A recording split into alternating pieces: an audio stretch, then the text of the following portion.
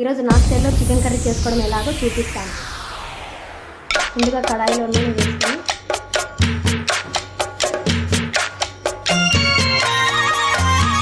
Masala paste తీసుకున్నానండి.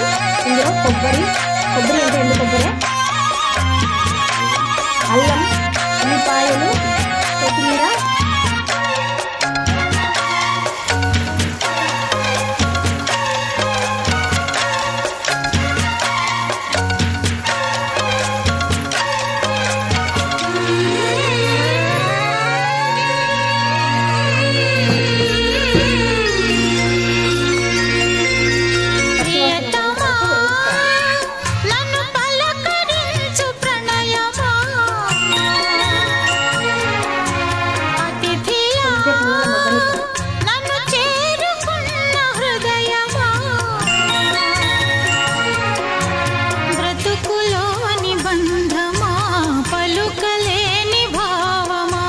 మరువలేని స్నేహమా మరలి రాని నేస్తమా ప్రియతమా ప్రియతమా ప్రియతమా